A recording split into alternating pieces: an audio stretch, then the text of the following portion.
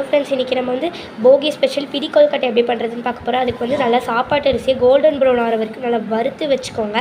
அதை வந்து நல்லா நைஸாக அரைச்சி எடுத்துக்கோங்க. வந்து நல்லா நைஸாக அரைச்சி எடுத்தாச்சு. வெல்லத்தை நல்லா 1/2 டம்ளர் தண்ணி ஊற்றி நல்லா கொதிக்க வச்சு எடுத்திருக்கேன். இப்போ வந்து அந்த வெள்ளை பாக மாதிரி கரைச்சி எடுத்துருந்ததை நல்லா வடிகட்டி ஊற்றுங்க. பிகாஸ் வெள்ளத்தில் நிறைய தூசிகள் இருக்கும், அதெல்லாம் போக்குறதுக்காக. ஒரு ஸ்பூன் வச்சு நல்லா மிக்ஸ் பண்ணிக்கலாம். நல்லா கை பொறுக்கிற சூடு வந்ததுக்கப்புறமா கையிலையே நீங்கள் பிசைஞ்சிக்கலாம். இந்த ஸ்டேஜுக்கு வந்ததுக்கப்புறமா இதை வந்து ஒரு தட்டு போட்டு நம்ம மூடி வச்சுக்கலாம். இது நல்லா 10 நிமிஷம் ஊறினதுக்கப்புறமா இப்போ இந்த மாதிரி பிடிச்சிக்கோங்க. இந்த மாதிரி இருக்க மாவு எல்லாத்துக்கும் பிடிச்சதுக்கப்புறம் நான் காமிக்கிறேன். இப்போது இந்த கொழுக்கட்டைகளை வேக வச்சு எடுத்துடலாம்.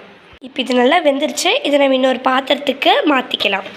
அவ்வளோதான் ஃப்ரெண்ட்ஸ், நம்மளோட போகி ஸ்பெஷல் பிடி கொழுக்கட்டை சர்வ் பண்ணுறதுக்கு ரெடி ஆகிடுச்சு.